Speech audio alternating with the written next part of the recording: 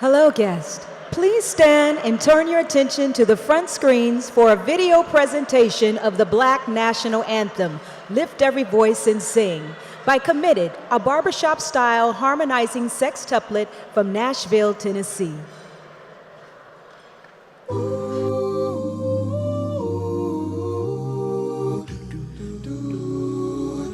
Lift every voice and sing till earth, heaven ring, ring with the harmonies of liberty. Let our rejoicing rise high as the listening skies resound the rolling sea. Sing a song full of the faith that the dark past has taught us. Sing a song full of the hope that the present has brought us. Facing the rising sun of our new day begun. March on till victory is won. Stony the road we trod to the chastening rod, felt in the days when hope unborn has died, yet with a steady beat have not our weary feet come to the place from which our fathers died. We have come over a way that with tears have been watered. We have come treading our path through the blood of the slaughter, out from the gloomy past till now we stand at last, where the white gleam of my star is cast.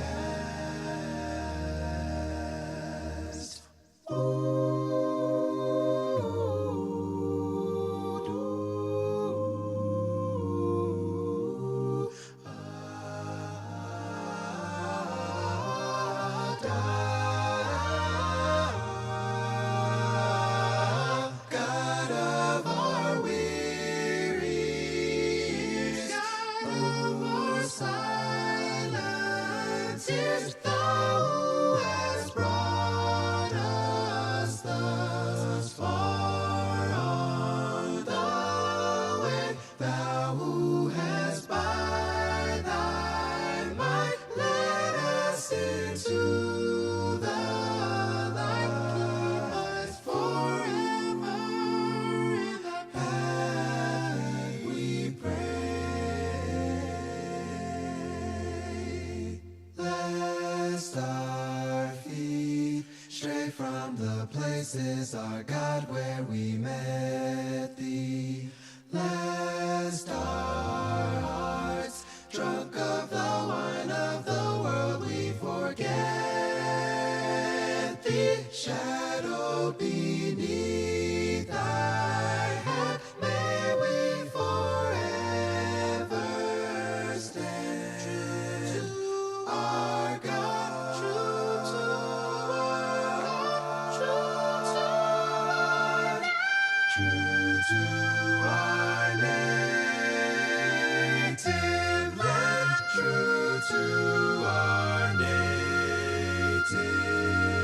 land.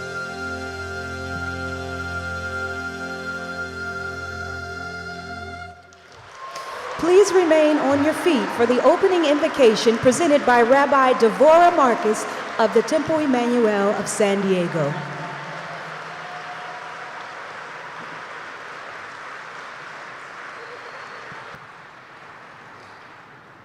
Eternal God, holy and divine, called by infinite names, We ask for your blessing today. We ask for your wisdom today. We ask for your guidance today. We ask that you bless us, God, with the courage of our convictions. May we remember today, as we remember Dr. King, that there is no right time to stand up for justice. There is only now. Dr. King did not wait for the right time to stand up. He stood up in his time because he knew justice cannot wait. Justice cannot wait. Justice cannot wait. The time to stand up for justice is now. The time to stand up for dignity is now. The time to stand up for excellence in education is now. The time to stand up for equal access to excellence in education is now.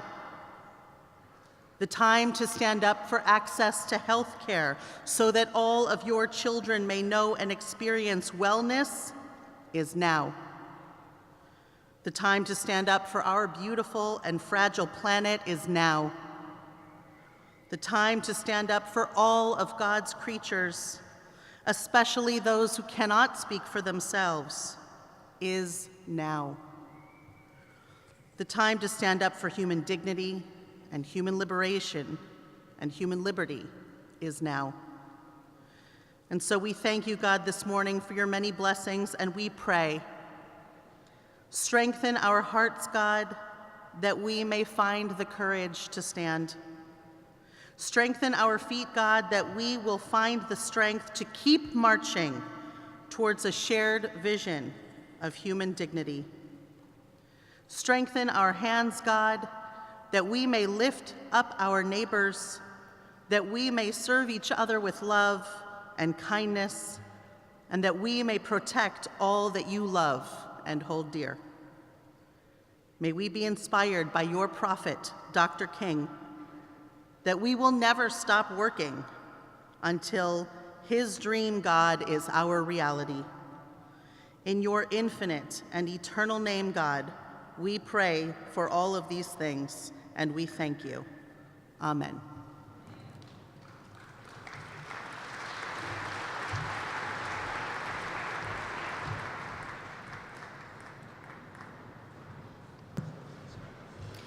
Happy Martin Luther King Day, Jr., ladies and gentlemen.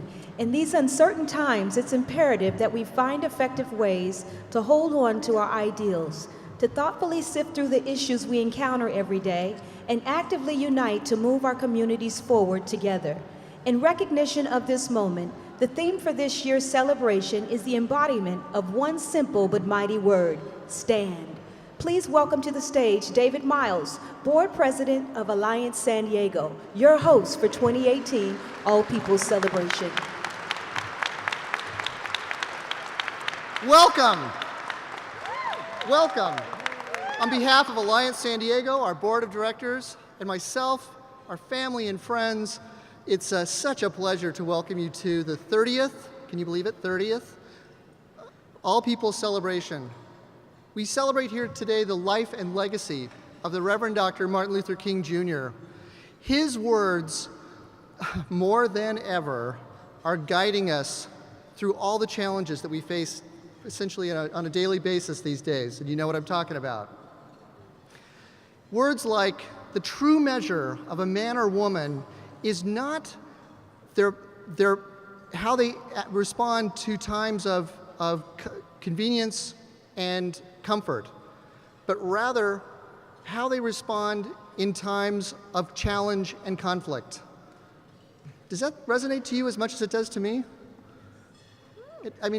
His words are more powerful today than they've ever been. And these are days when we must stand for the ideals that he taught us. We must stand up, we must stand for, we must stand with. And at Alliance San Diego, we stand by mobilizing communities to create the change that will allow all people in our community to have the opportunity to achieve their full potential in life. in a life that is safe, that is harmonious, where there's equity, inequality, and where there's justice. It's the work of all of you in this room. It's hard for me to really express this clearly enough, that every single person out there, all of you are contributing to that today. And Dr. King's words are really at the core of all the work that we do. We have the great pleasure today of hearing our esteemed keynote speaker, Ava Patterson. I think she will have us standing for sure, as well as wonderful artists like we just heard, Commitment. Were they something? They were amazing. And so thanks to all of our supporters and sponsors that made this event happen. To our staff in particular at Alliance San Diego, I want to say a huge thank you. This is a wonderful event today already. So thank you, enjoy the day, and be ready to stand up through the rest of 2018.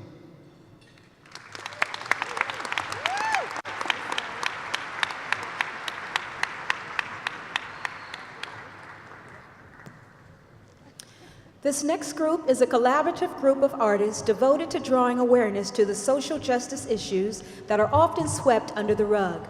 The group aims to educate and empower marginalized communities and create work that fills both hearts and minds. Please welcome the 2017 San Diego Fringe Festival Best Production winners, BK Soul.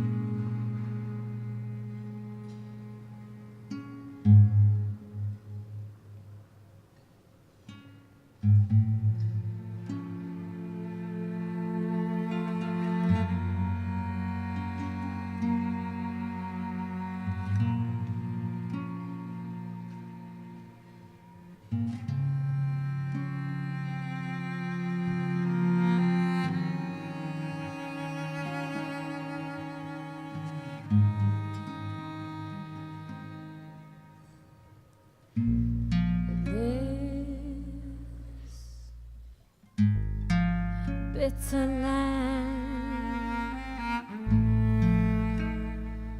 watered with my soul.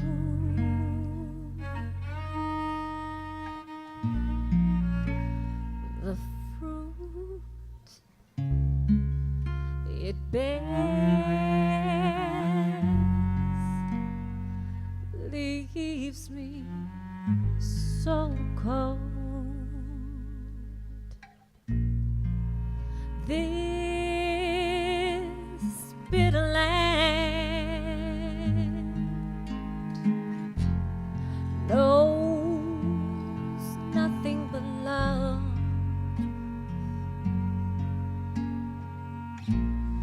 This bitter land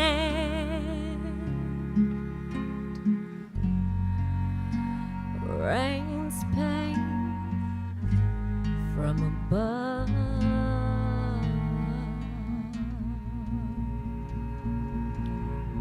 It's what happens when you find a piece of earth precisely matched to the color of your skin and it feels like home. on the hills, on the mountains, at the edge of riverbanks, or on the shores where the ocean plants the most delicate of kisses on your face. The face of Mother Earth could never be mapped on 2 dimensions centering Europe and North America in our eye line. Her eyes lie somewhere along the horizon, watching us, laughing at our cartography, probably the way a mother laughs at her children trying to make sense of the world around them. I learned to love her, the way I learned to love women, the way I learned to love me, the way I learned to love living in this body, which is to say intersectionally, and that also means observationally, watching the way that we clean the oceans with venture capitalism, the relationship between colonization and deforestation for industry, how we partition women's bodies like the partitioning of land, how we grab land from the indigenous, how we grab Africans for the bows of Atlantic trade ships, how we grab women by the womb and brag about it with cameras' eyes closed. I learned to hold her hollow like a promise she'd never stray too far away from the sun. How does a son watch his mother fall face first into the arms of those who want nothing more than to steal her fire, steal her fuel, offering smokestack sacrifices for a chance at a pipe-long dream, rip apart her chest just to see what it looks like at the seams, the poison and the heat that we make her breathe? How do we, the daughters of dusk, the sons of uprooted trees, feet blistered from trails and tears and internment, how do we fight for her if we're not even sure that she can continue fighting for herself?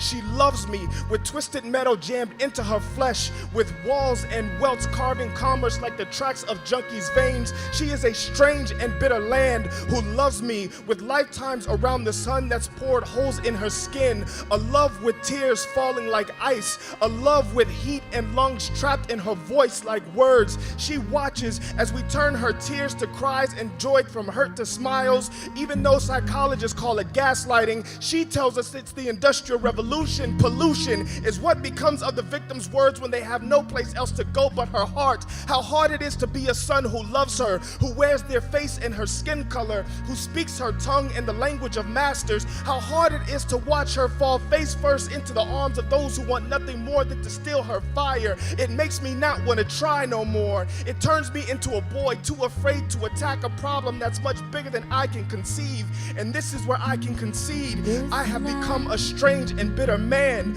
on this strange and bitter land, on this strange and bitter. This bitter land. It makes me not want to try no more. It does not heal. Turns me into a boy too 'Cause afraid in the to feel. land, the skies are gray.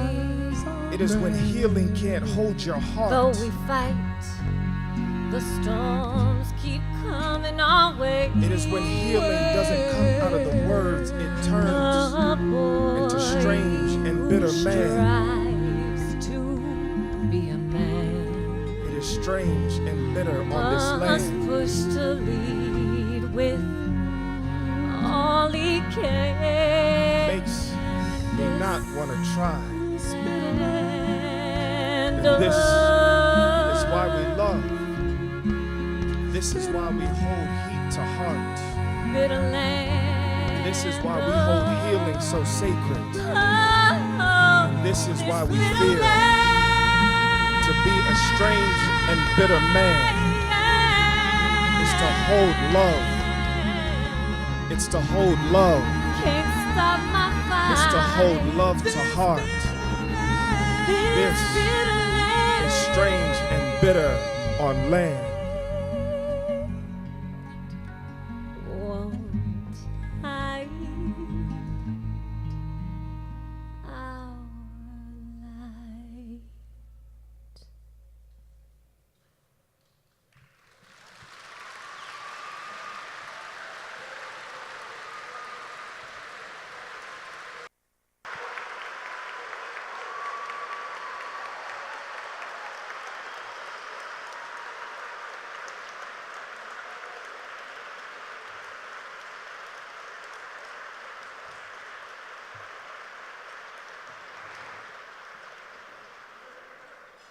Alliance San Diego is a community empowerment nonprofit organization that builds coalitions to promote justice and social change in the city and at large. Please welcome Christopher Rice Wilson, the Associate Director of Alliance San Diego. Good morning, family. I said, good morning, family. Woo! Thank you for joining us this year, our 30th annual All People celebration. Give yourselves a round of applause.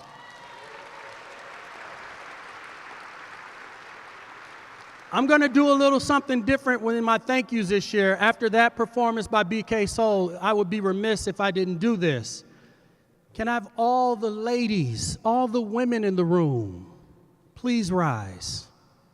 If you identify as a woman, as a lady, please rise and be recognized for your power, for your strength, for your resilience, for your love, for your sacrifice. You make this world great. And we need to make sure that we are supporting you every step of the way. We have no movement if we don't have you. Thank you, thank you, thank you. I'm also here to thank our generous sponsors for their support year after year. And I'm going to do my best to read. I feel so much that sometimes reading is difficult. To our Rosa Parks sponsor, Dr. Bronner's, thank you. Thank you for your continued support over the years. Thank you for your partnership in this fight. Our Tawasin Wastewind partner, United Domestic Workers of America, thank you for standing tall. Thank you for standing in the breach. Thank you for standing for justice. Thank you for standing for the workers. Thank you for standing for our people. Our Jose Rizal partners, KPBS, International Brotherhood of Electrical Workers, Local 569, and the San Diego County Building and Construction Trades Council, thank you.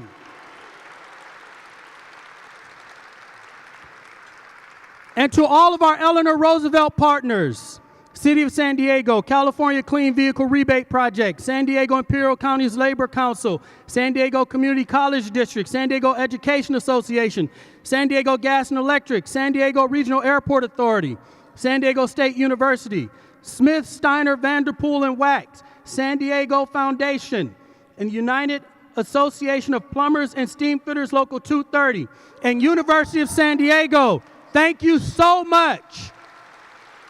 You have been with us for years, and you have ensured the longevity and the support of this breakfast as an institution in the San Diego social justice world. Thank you, thank you, thank you. And then I want to offer a special thank you to our Dream Defenders, Mission Federal Credit Union, and Perez Vaughn and Feesby Incorporated. Thank you so much for believing in the dream and supporting our dreamers. Thank you to all of our vendors. Thank you to our community partners. And I'm going to forget somebody if I don't do this right, so I'm going to do it the best way I can. I want to recognize all of our elected officials in the room. If you're an elected official, elected to any position in government, please stand and be recognized and remain standing. Thank them.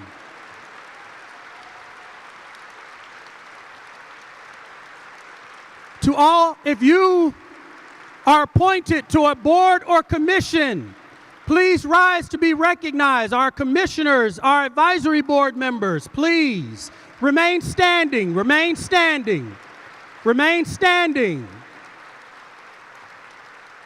If you live in this world and you fight oppression every day, any day, please rise and remain standing. If you are a young person, or if you are a student, a young person, somebody finding their way in this world, please rise. If you are a member of my family, please stand. If you're a member of any family in this room, please rise. Thank you. Thank you for being here. If you're a dreamer, if you dare to dream about a brighter future where we can all live and achieve our fullest potential, please rise. It's going to take this whole room in 2018, y'all. Look around. Say thank you. We appreciate you in the fight, and we look forward to working with you in 2018. Don't let it be one day. Thank you very much.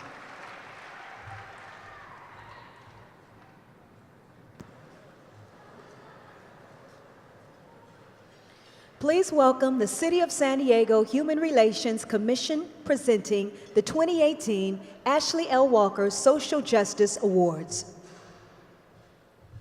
Good morning. On behalf of the City of San Diego's Human Relations Commission, it is my pleasure to join our chair, Steph Gross, to present the 2018 Ashley Walker Social Justice Award.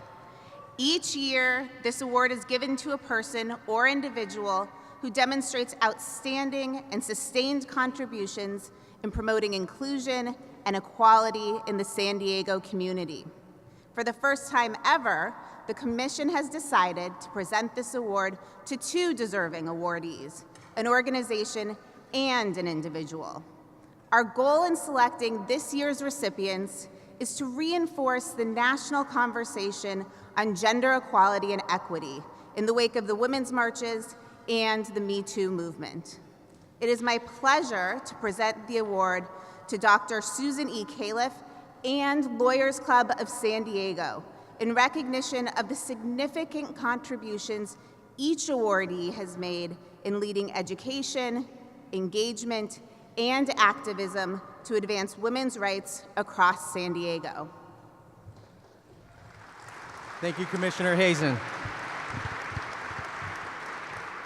Susan E. Califf is a professor of women's study and co-chair of Safe Zones at SDSU, an allied training and social justice event program for LGBTQ students, faculty, and staff and administration. She has published dozens of scholarly books and articles and is at the forefront of linking theory and practice in social justice. She also directs an LGBT studies internship program that places students in 15 community-based organizations and services. Since 1995, she has been the faculty director and mentor of the Young Women's Studies at Hoover High School. This multi-tiered mentoring program works to create feminist and social awareness across all of our communities and spectrums. Dr. Susan E. Califf.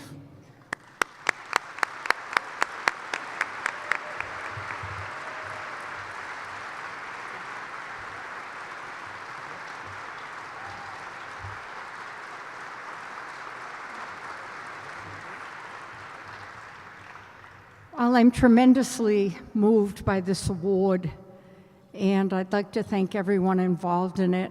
I'd also like to thank my parents who set me on the road to social justice many, many decades ago, and my colleagues in the Department of Women's Studies, and my wife of 25 years. Thank you all very much. Let's keep doing the work.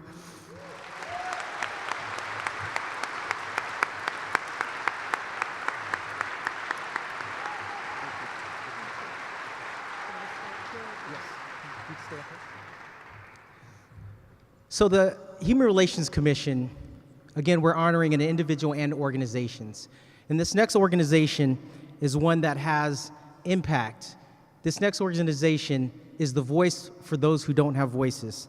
The Lawyers Club is the largest specialty bar association in San Diego with more than 1,300 members of all genders, including attorneys from various public agencies, law managing and equity partners, retired and active federal and state judges, current and former U.S. attorneys, the San Diego District Attorney, as well as law firm associates, law students, and other San Diego community members who share in the mission of advancing the status of women in the law and society. We want to honor the Lawyers Club of San Diego.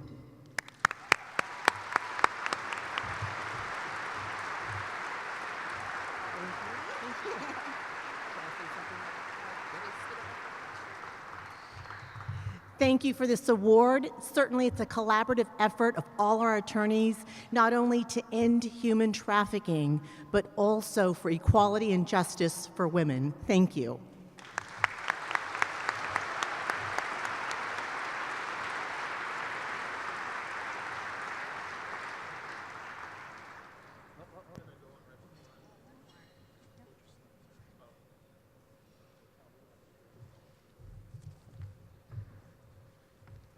Slam teams compete nationally every year, delivering thought-provoking poetry to audiences around the world. It gives artists space to challenge and shape and change their communities. Please welcome members of the 2017 National Slam Poetry Championship team, Rudy Francisco, Natasha Hooper, and Amin Ra.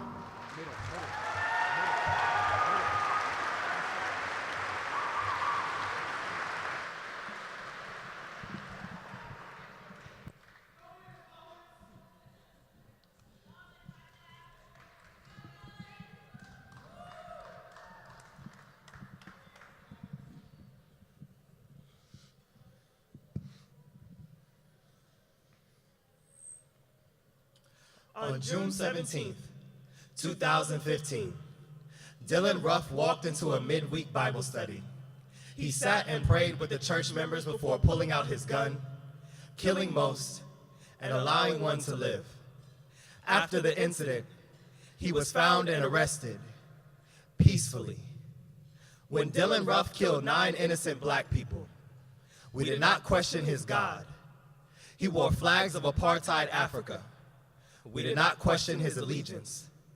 He committed the crime alone, and we did not question his people. When Adam Lanza shot a classroom full of first graders at Sandy Hook Elementary, we did not ask him to leave the country. When Timothy McVeigh killed 168 people in Oklahoma, we did not call this a crime against every American. When the KKK killed thousands of black people while swearing to uphold Christian morality, we did not ask them to remove their robes. We did not call all Christians bigots. Do you see it?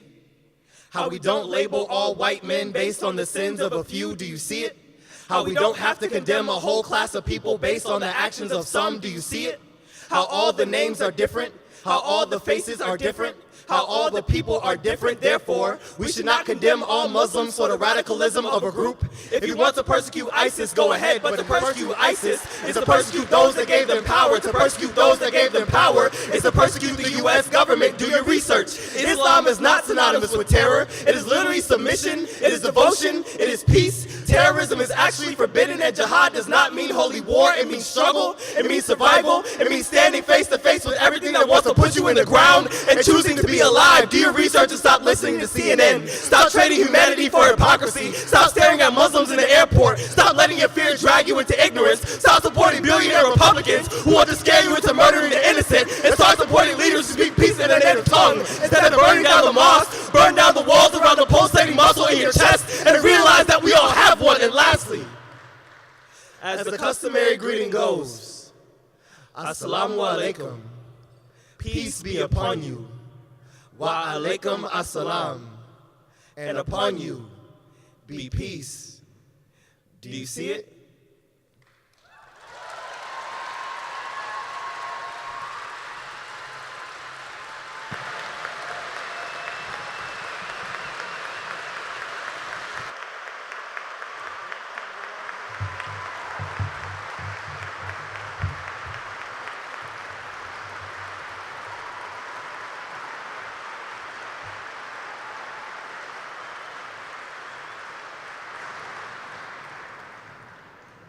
Ladies and gentlemen, please welcome the Executive Director of Alliance San Diego, Andrea Guerrero.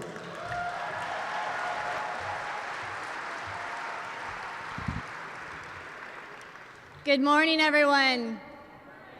Buenos dias. Mabuhay. It is my pleasure to introduce our keynote speaker, Eva Patterson. Eva Patterson is the president of the Equal Justice Society. She's the chair of the California Civil Rights Committee, but she's also a mentor and she's also a friend. She is one of the most incredible attorneys I know, and she has been forging a path to social justice her entire life. As a young woman, she spoke truth to power, becoming the first African-American president at Northwestern University, and then took on no less than sitting Vice President Spiro Agnew, challenging him and our government on the policies of war and the policies that led to the killing of students at Kent State. She has been forging a path ever since in California, fighting in the courts and fighting at the ballot box to open up opportunities in public education, public contracting, and public hiring. Now, she went to UC Berkeley Law School, which is where I also went some years later, and I first met Eva as a headstrong student. I came in ready to direct my anger at anyone who would bear to take it. It was a tumultuous period at Berkeley and in California. It was the mid-1990s, and we were eliminating affirmative action, which had the consequence of nearly zeroing out students of color at our law school. I was angry. We were angry. And she helped us channel our anger into strategic action. She helped us understand what it means to fight with love, which is the teaching of Dr. King. So if each one teaches one, Eva, what you taught me to fight fiercely, love fiercely, and stand up for our values with integrity and courage. It is my honor and privilege to welcome to the stage Eva Patterson.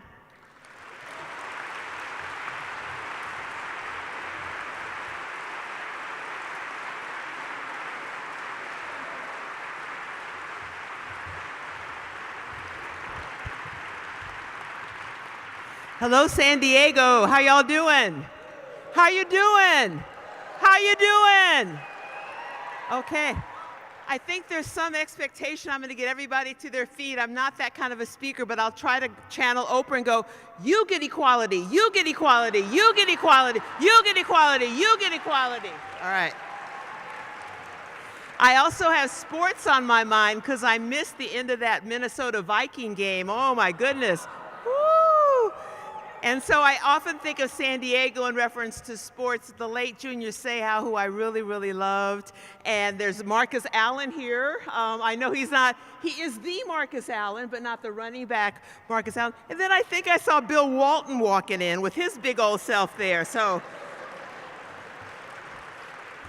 also, as an OG baby boomer, I wish I had thought of having Sly Stone's song Stand playing when some of you don't know that song, but some of you do, playing when I came out. I'm very, very honored to be here. This is amazing. All of you are giving me energy because we need to give each other energy in these very difficult times. There you go, there you go, all right. Oh good, there's some folks as loud as me in the audience, all right, all right. Also, I'd like to thank Andrea, who's really quite remarkable. I've known her for 21 years.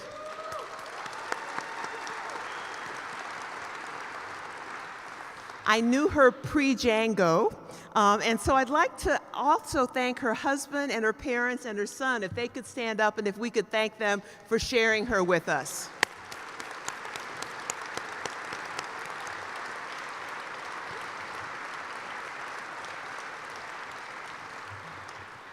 I was here years ago speaking before the San Diego NAACP, and I learned that Dr. King actually visited San Diego. LaChayla is here someplace, I hope, my buddy. There you, hi girl, how you doing? And who are other NAACP people here that I spoke before them years ago?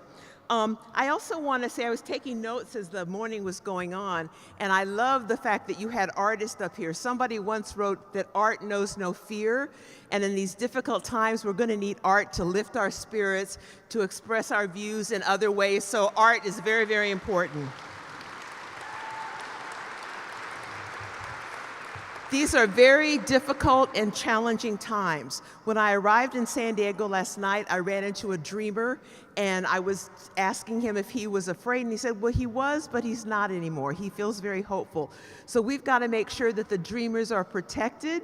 I think Andrea lives in DC working on their behalf, so we have to support the dreamers.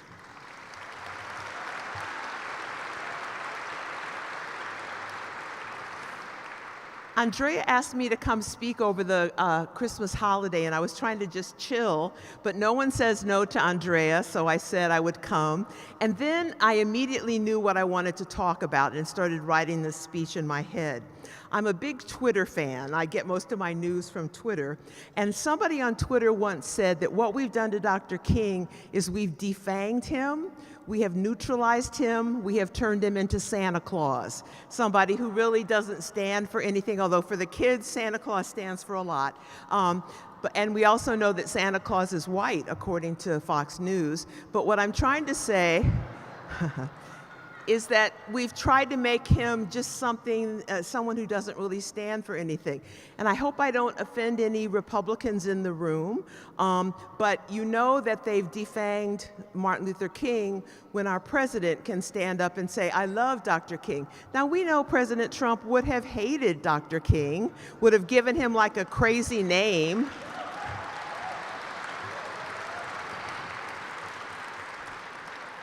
But when they kind of take the juice, the meatiness, the ferocity out of King, we know we're in trouble. So what I wanted today to do was to talk about what he stood for, since your theme is stand. So what I want to do is talk about some of the things that he stood for, and then talk about how it relates to us in 2018 and what we can do going forward. His kind of guiding principle was the notion of the beloved community. And as I look out here today, you all are his beloved community. His notion was that we're all interconnected, that we have to support each other with love. And so that was kind of his guiding principle. And the notion of this as the all people celebration really totally stands for his notion of the beloved community. But let's look at the specifics of what he stood for. First of all, he was very spiritual. And I'm so glad that Andrea mentioned the concept of love. I was talking to a reporter outside, and he said, in these times of everybody being so angry, isn't there another message? And I said, well, there is a message of love. I think that's important. But Dr. King also knew that, according to his theology of Christianity, you are known by your works. It's not just enough to be holy, holy, holy. You have to figure out if there's evil in the world and do something about it. Thank you. All of the world's great religions counsel that, whether it's compassion, in the Jewish faith, the notion of tikkun. So with that in mind, can we just have a moment of silence? You can pray, you can be quiet, you can meditate, and when I think that there's going to be a nuclear war and there's nothing I can do about it, what I try to do is pray and connect myself on a spiritual level with all the people in the world who want peace, and that's most of us. There's a concept called Gaia that means the world is all connected, and so just for a moment, connect with everybody here in the room, connect with the people all over the world who want peace, because I think we will ultimately prevail. So just a moment of silence.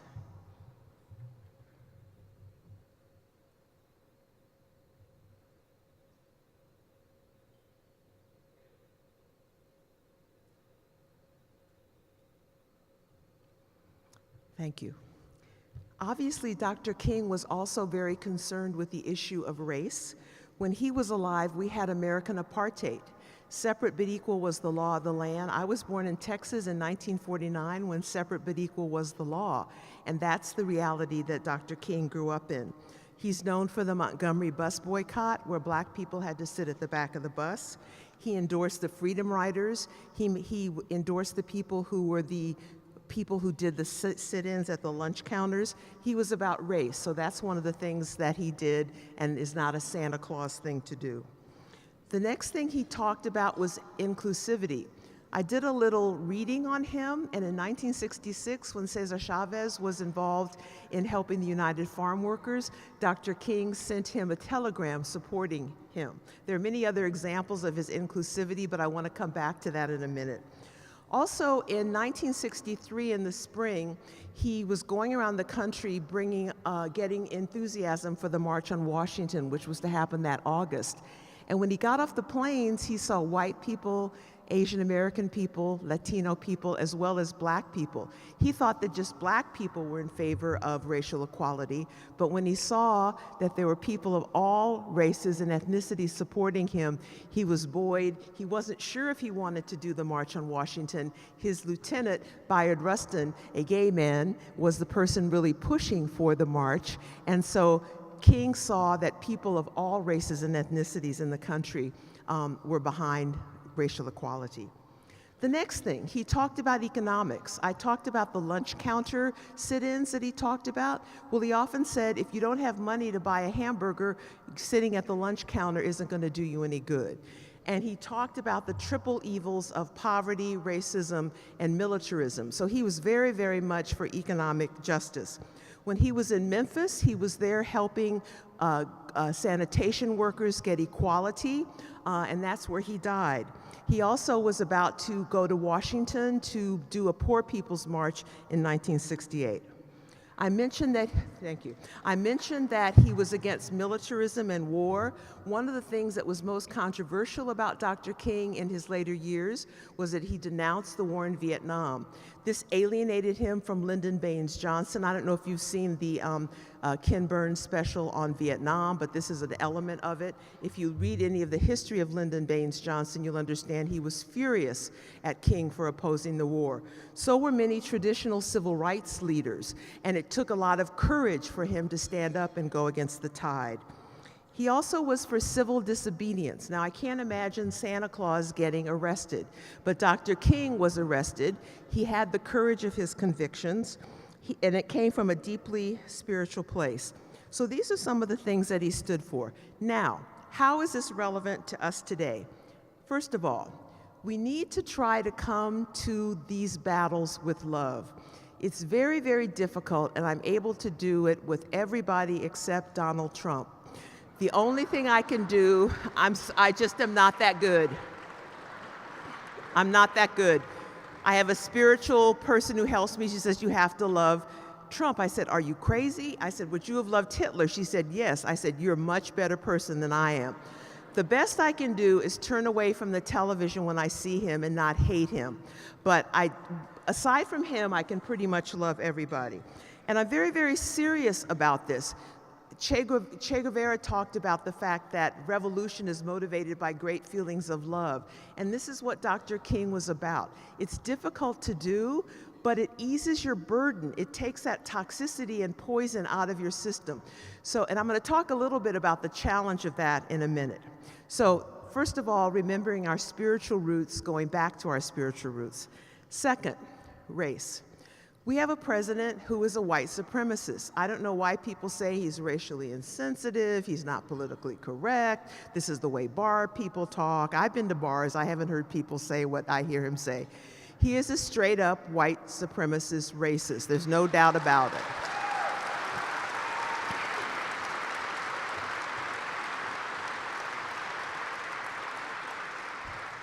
And I said that trying to be loving as I said it. So we've got to fight white supremacy in all its manifestations. The way he's just using DACA as a political football. I was listening to Maria Hinojosa on CNN last week, and she talked about the fear that many undocumented people live in. They think someone's going to knock on the door and take them away. When Trump was rising, I started doing a lot of reading about Nazi Germany and saw a lot of very troubling parallels between what's going on now and what went on there. And the notion that Jews could have the door knocked on and they were taken away, to me, feels very similar to what's happening to undocumented people, and it's just wrong. And this is a form of white supremacy.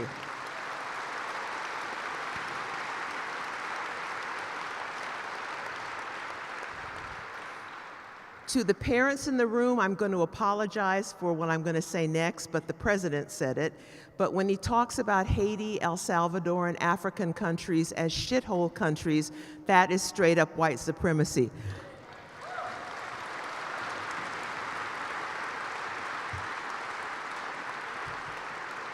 I was in Kenya a year ago now, and I think I see my Maasai person here. Yes, yes, yes, the Maasai.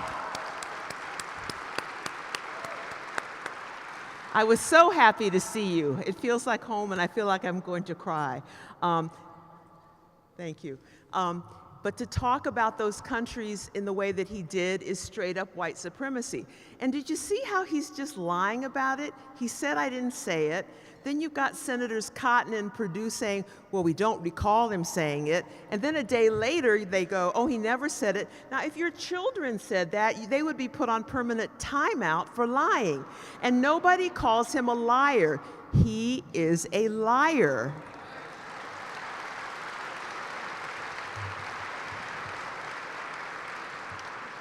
I hope I don't get the Alliance in trouble.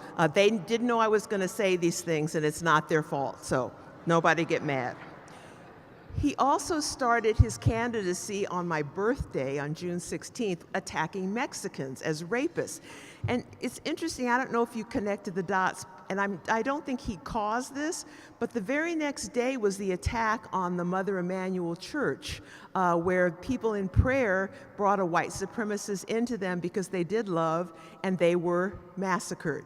We've seen protesters massacred, we've seen people beaten up, we've seen the Southern Poverty Law Center says that the number of racially motivated attacks is on the ascendancy. You see kids in school being attacked, you see kids yelling, little racist children, I didn't think kids could be racist, but I guess they can, yelling Trump, Trump, Trump when they're trying to offend other people. We've also got Islamophobia. We want to keep all Muslims out of the country. What's that about? Luckily, and most people used to hate lawyers. Now lawyers, people like us again. I'm so glad.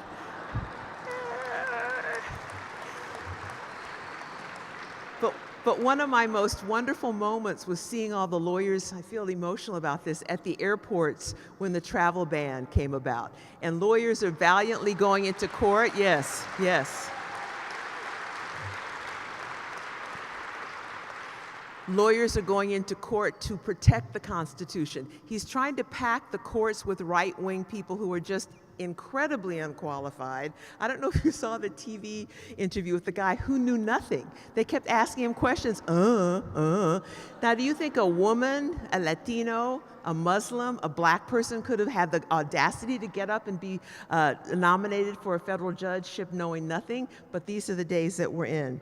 We see Native Americans being harassed. We see the Standing Rock situation where environmental degradation is going on, harming Native Americans. We need to understand the racial nature of the policies that are being pronounced.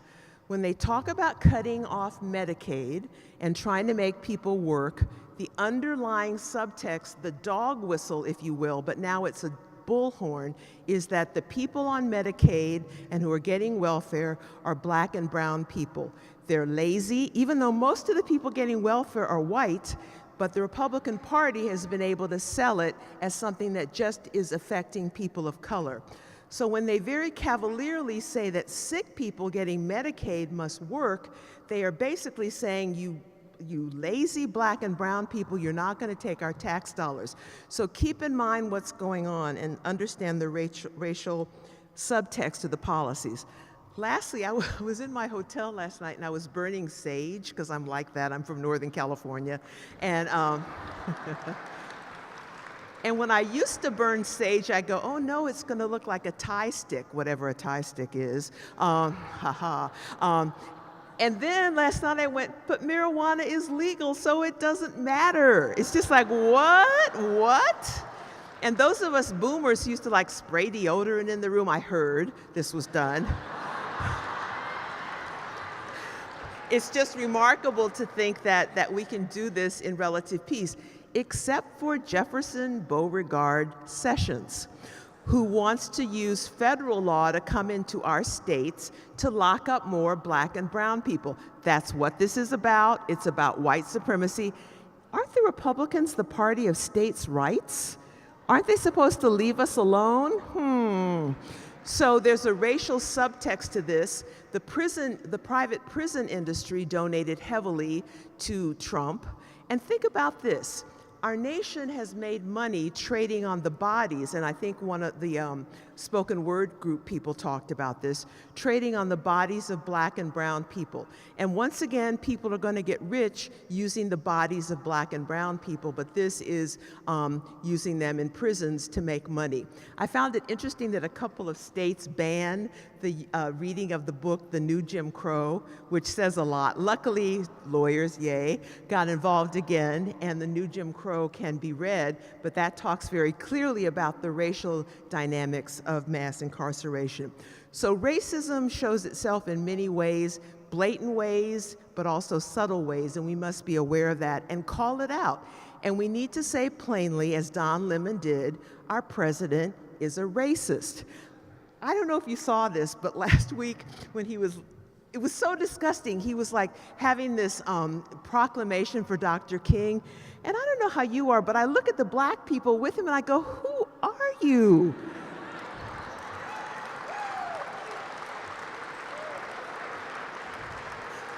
I go, thank you, my brother. Like, what the hell are you doing there? And then as he's walking out, did you ever think you'd hear reporters yelling, Mr. President, are you a racist? It's just like, what? It's insane. So anyway, we also need to understand the racial history of our country. So there's lots to do about race. Next point, his inclusivity. We need to understand the history and experiences of other people. I know a lot about being black in America, but I need to know a lot about being Latino in America, being Jewish in America, being LGBTQ in America. So we need to learn about each other's history so we're as fluent in other people's experiences as we are with ourselves. Recently, we have a woman working in our office who's in a wheelchair, and it's just been kind of mind-boggling to realize, I guess it's called ableism. We've had to change the door so she can get in the door. When we have meetings, we need to make room for her wheelchair. When I want to say things like stand, nothing against this group at all, but you have to think about the implications it might have in the mind of a disabled person. So that's a community I've needed to learn more about. We need to have real friendships with people from other races and ethnicities. Somebody once asked of a white person, have you ever had a black person in your home for dinner? Have I ever had a Latino or Muslim in my home? And so we need to have real friendships because then we understand. It's not just an abstract understanding of oppression and other people's reality, but it's also you have people that you love. We also need to make sure we're not in the oppression Olympics. My people are more oppressed than your people. We don't have time for that. We do not have time for that at all.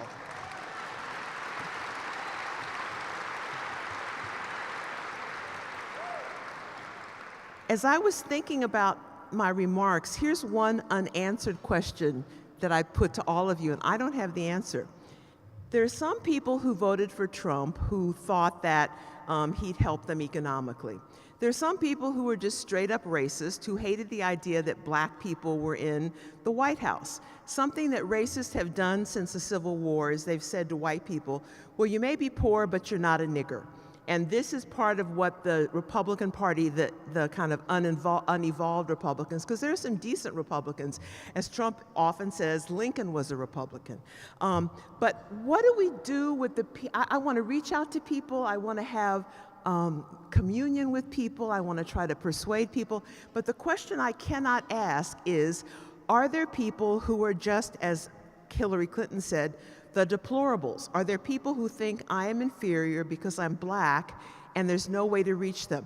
I don't have an answer to that question. I just want to leave that with you. How do we reach across the gulf to our country is so polarized, and is it permanently polarized? It's in the interest of both parties to keep that polarization going, but is there a way to truly reach people who are racist? We've seen stories of people who are racist who turn themselves around, but can we do it? Okay, let's go to King and economics. Look at the tax bill. No one in America wanted that tax bill except the rich donors. The Republicans were straight up on this. They said the donors say if we don't get this bill through, they're not going to give us any money. So you have a tax bill that's going to take health care away from people, that's going to take away money for charitable contributions to nonprofits, that sucks the money up to the very rich people. One of the things I think we need to do is think about full public financing of elections, to take money out of politics.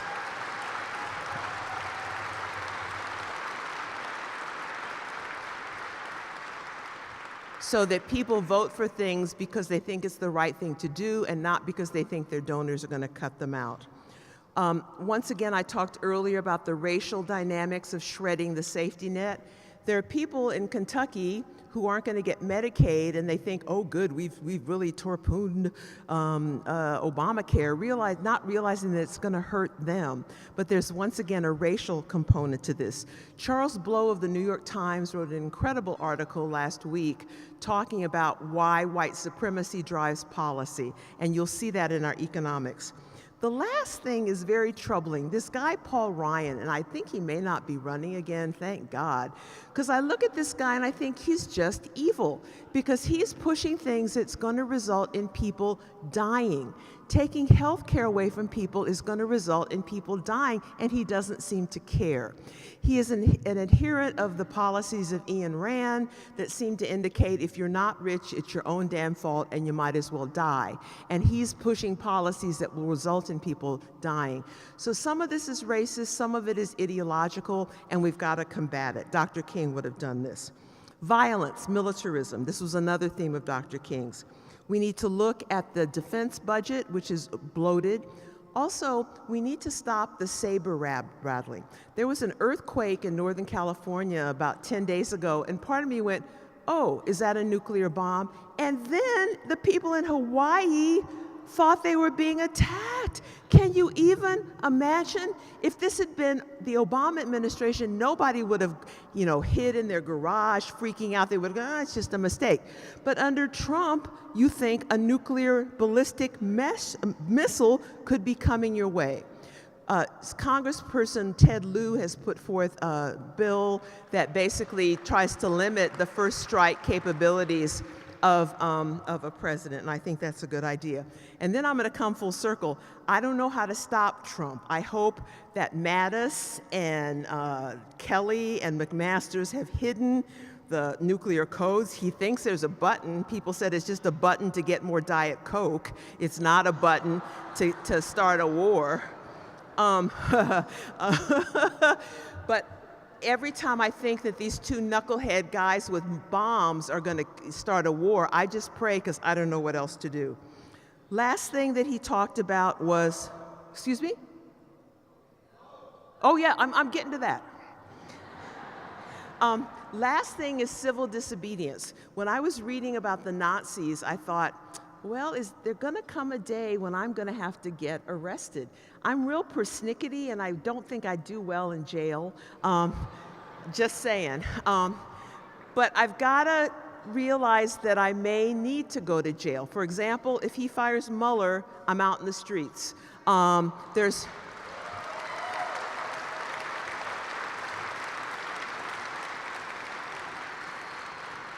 So as I was doing research for this speech, I remembered a letter from a Birmingham jail, and Dr. King looked like he was pretty neat too, so he handled jail, so maybe I could handle jail as well. I read something on Twitter that said, if you want to know what you would have done in the early days of Nazi Germany, look at what you're doing now. And I kind of live by those words.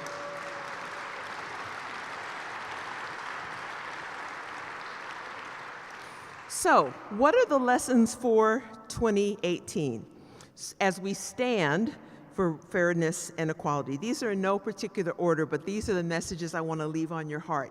We need to be hopeful. Some days you wake up, you read the paper, and you just go, Lord have mercy. And you just go, I just can't do anymore. I just can't do this any longer. My heroine is Harriet Tubman.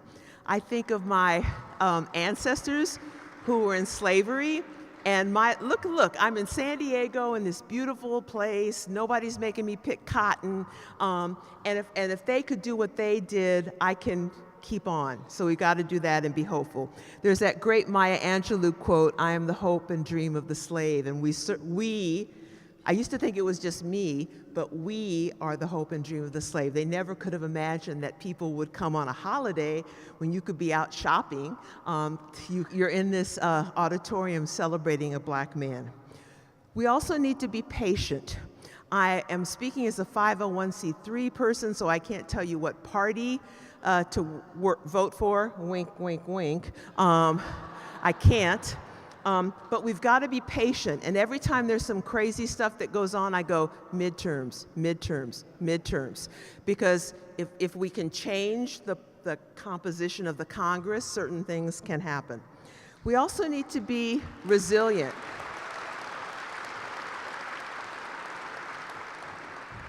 We need to be resilient.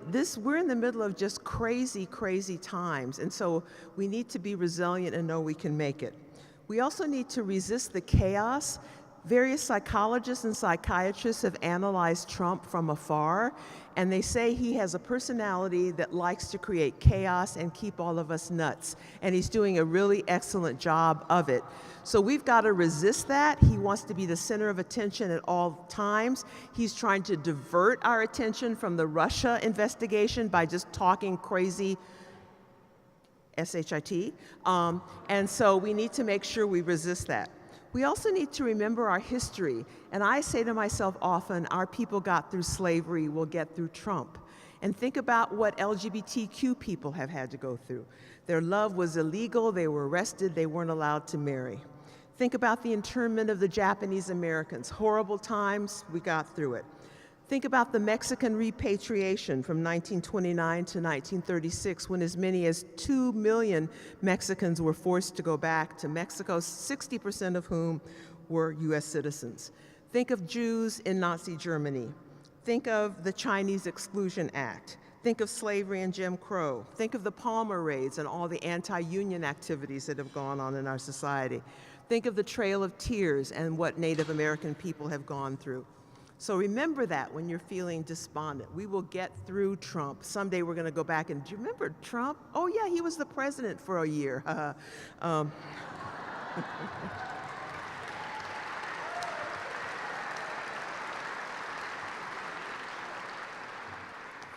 Pick your battles. I once read someone who said, you were put on earth to do something, not everything. You can't fight every battle.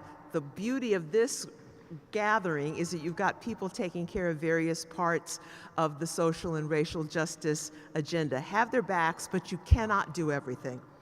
Okay, progressive people, we cannot have circular firing squads.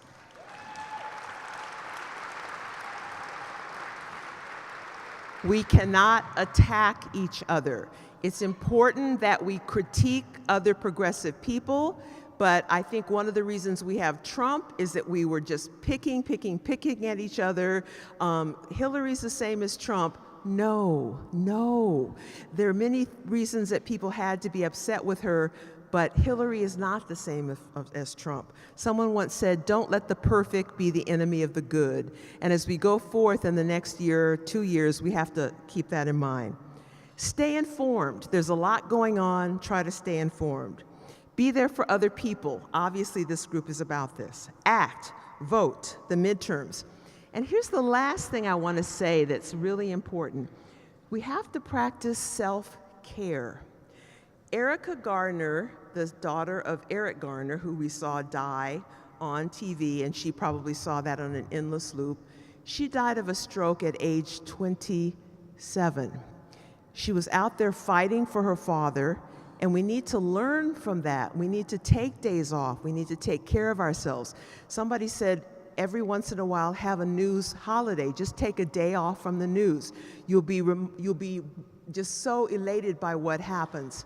I once saw a documentary on Dr. King that said on April 3rd, the day before he died, he was sick. And he had left Memphis. And apparently there had been violence in the streets that night, and people from Memphis were imploring him to come back. And I often wonder, if history would have been different if he had said, no, I'm sick, I can't come back. And so who knows? You can't know what would happen.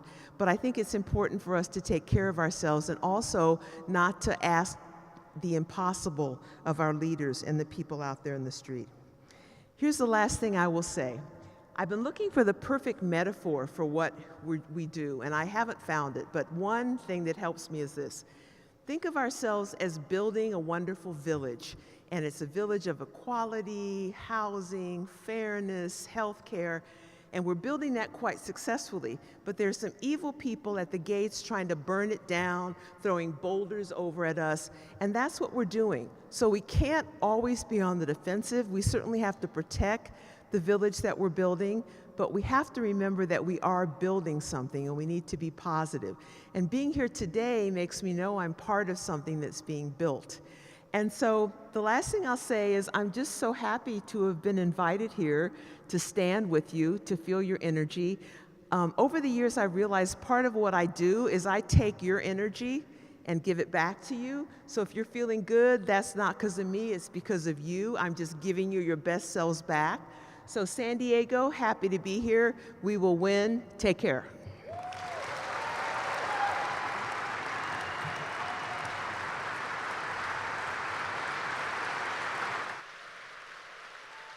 Steve right here is going to direct you up and get some.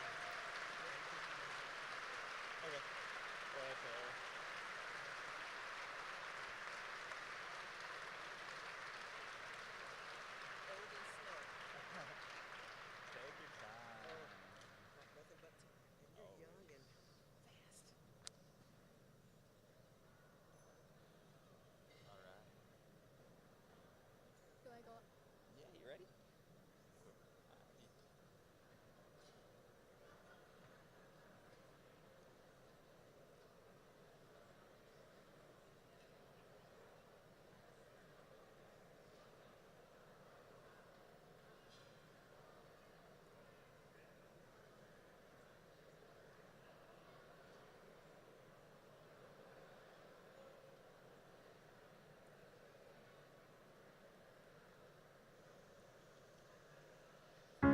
You're broken down and tired of living life on a merry-go-round, and you can't find the fighter, but I see it in you, so we're gonna walk it out. Ooh, mountains, we're gonna walk it out and move. Mountains, and our eyes up, rise like the day. Our eyes up, our eyes unafraid. Our eyes up, and I'll do it 1,000 times again. And our eyes up, high like the waves. Our eyes up, in spite of the ache. Our eyes up, and I'll do it 1,000 times again. For you, for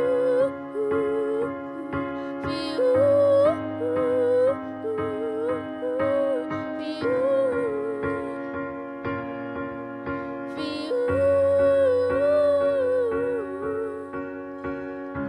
When the silence isn't quiet and it feels like it's getting hard to breathe, and I know you feel like dying, but I promise we'll take the world to its feet.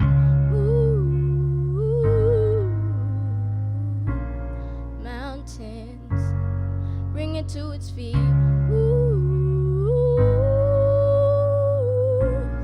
mountains, and our eyes up, rise like the day. Our eyes up, our eyes unafraid. Our eyes up, and I'll do it 1,000 times again. For you, for you,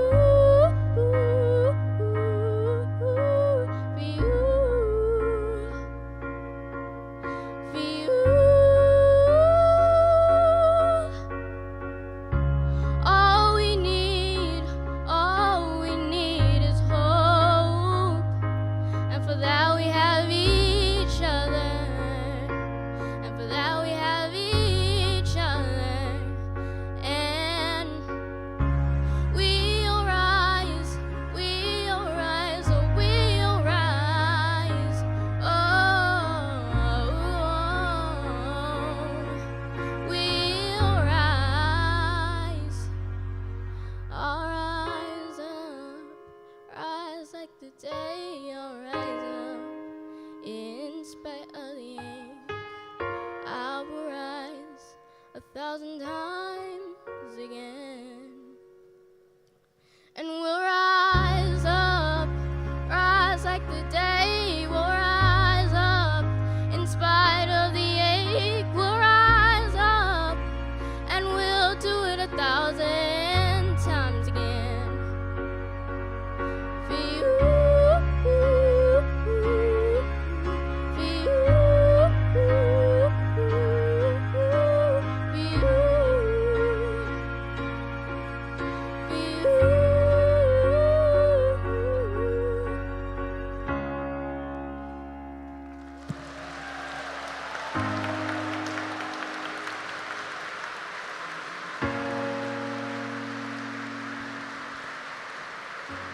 Thank you, Jasmine, for that amazing performance.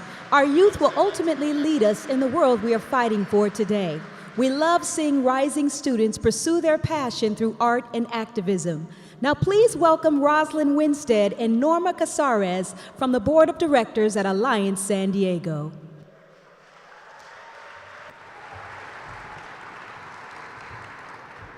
Good morning. Again, Norma Cáceres, Alliance San Diego Board, and this is Rosalind. Woo. She's been on it a long time, more than I have. Wasn't Jasmine great? She's only 12 years old.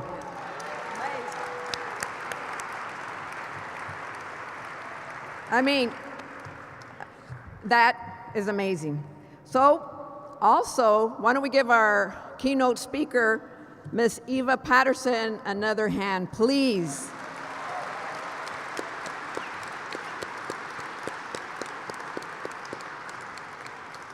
So were you inspired by her words? Say yes, please. Yes, yes, yes, yes.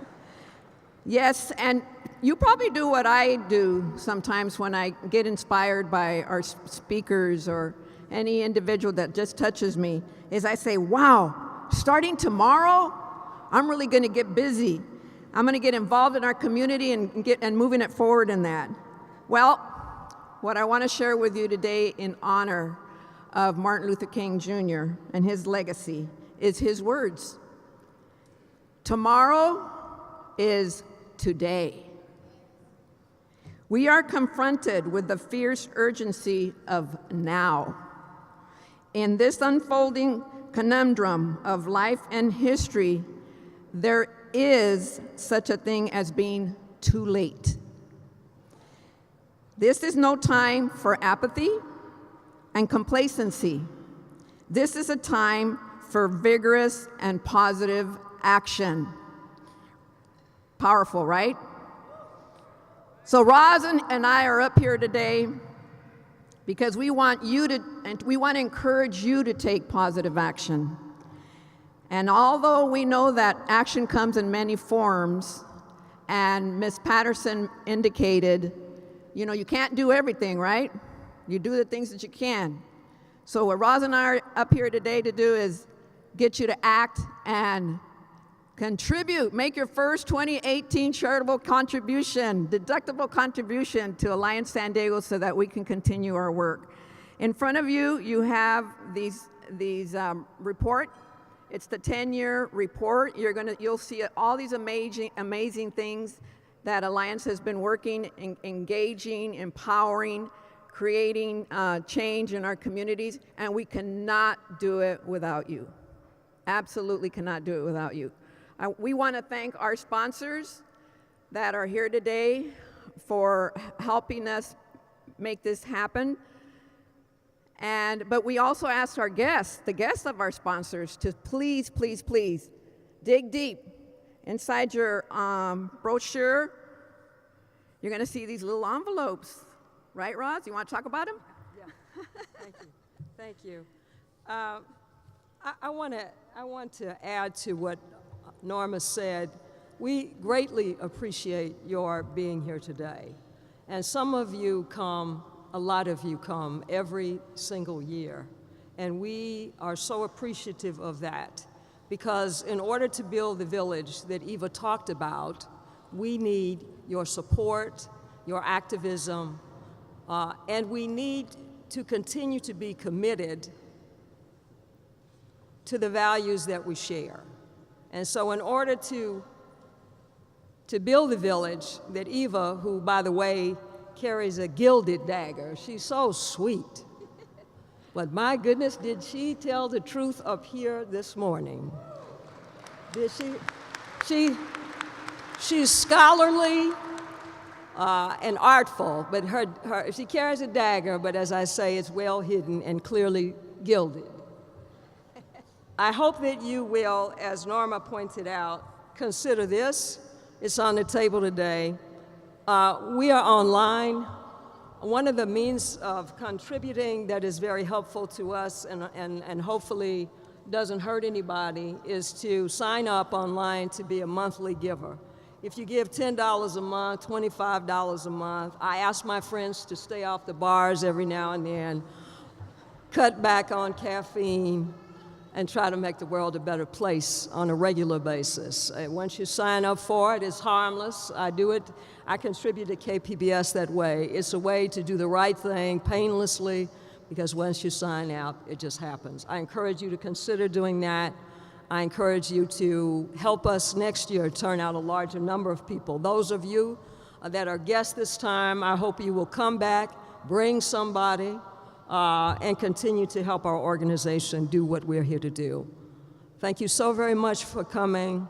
My ask is supposed to be a soft, not hard. Oh, I'm gonna get a little hard. We actually would really, really appreciate if you have checks, go ahead and do them, fill it out. You had credit card, you can put your information. We have Alliance volunteers. Where are you, Alliance volunteers? There they are over there. They have some blue bags with them, and they'll come by the tables and collect your envelopes. That way they're not, just hanging out there. You can also, if you can't do this today, absolutely you can go online as well. We take money anytime, but we cannot keep doing the wonderful work that Alliance has been doing without your support. So we look forward to your contributions, and we certainly look forward to your visit with us next year. The program's not over yet, so don't worry. Okay, wait a minute. So who got their envelope? Woo! Okay, I don't want to just see envelopes. Is there something in there? Okay, folks, volunteers, you see them. Just go ahead and keep your hand up if you will, please, and they'll come by and collect from you, okay? Thank you so much, and I think we have someone else coming up behind us. Thank you. Thank you very much. Is this one yours? Yeah, that one's yours. Yeah, that one's yours. That one's yours.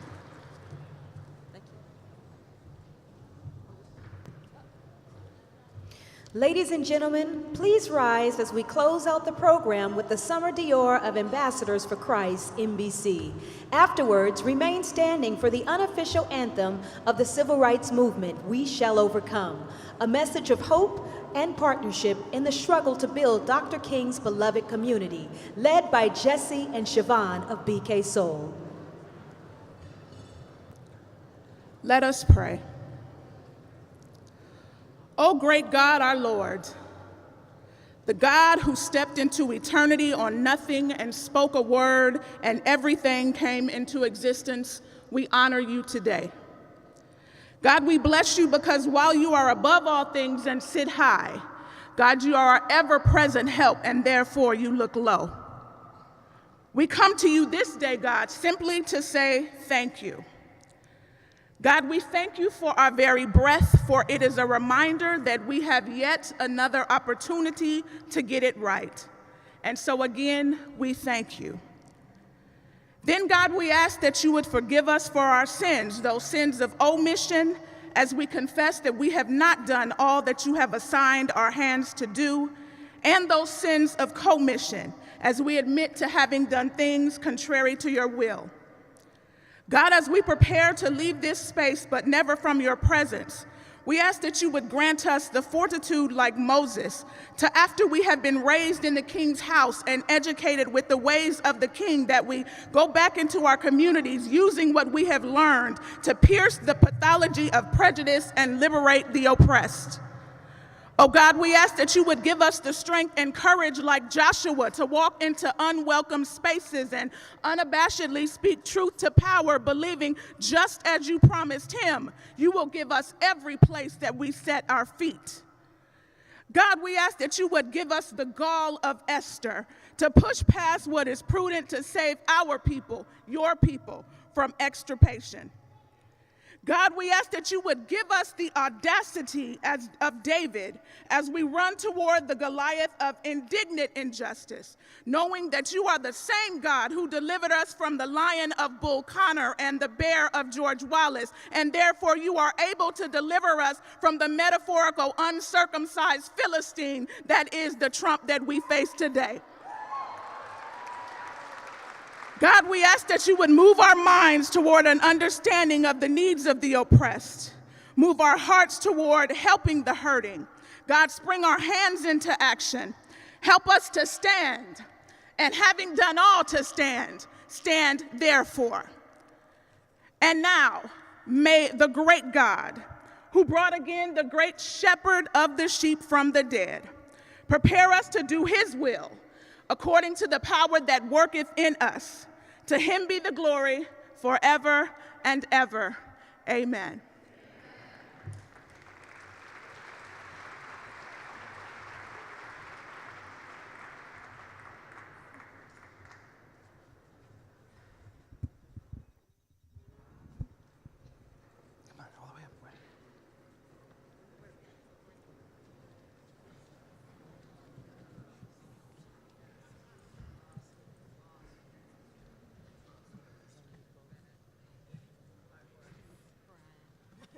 Link hands, please, while we sing.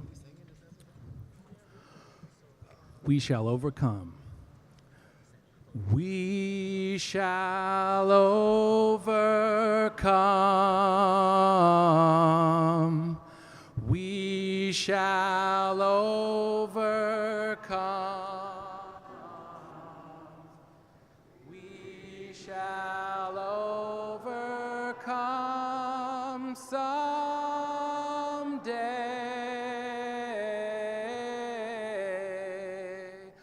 Oh, deep in my heart, I do believe we shall overcome someday. We shall all be free. We shall all be free. We shall all be free. We shall all be free someday.